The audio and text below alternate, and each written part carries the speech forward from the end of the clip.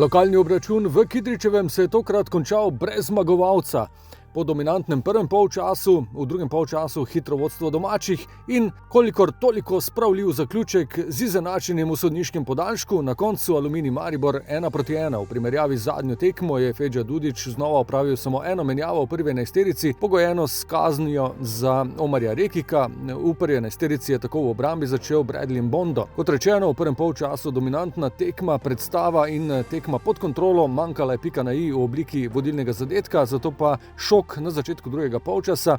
Ob prekinitvi in slabi reakciji v obrambi so domačini povedli.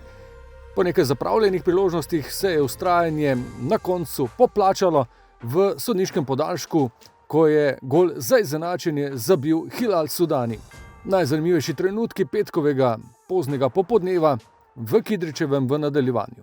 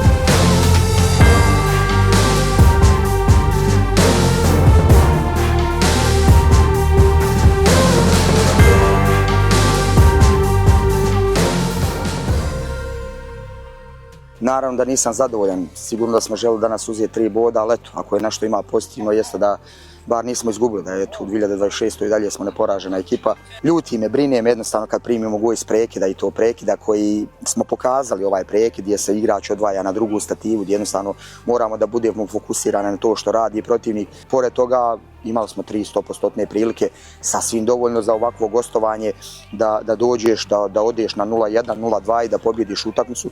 Naravno nismo zabili i onda okej, da evo imamo što imamo. We deserve to win the game, but you know, when we concede stupid goals like we did, it makes it difficult for us to get back in the game, and then we're chasing the game. But yeah, if we take our chances in the first half, in the second half, then the game is finished. So yeah, we need to, you know, we rest now. International break, we rest, recover, and then we go again for the final 8 games. Serija neporaženosti v tem koledarskem letu se je tako nadaljevala, ne sicer z želenim zaključkom, vendarle pa ena dodatna točka v boju za najvišja mesta. Sedaj sledi dvotedenski premor zaradi reprezentančnih akcij, naslednji obračun pa dvoboj proti vodilnemu Celju v soboto 4. aprila.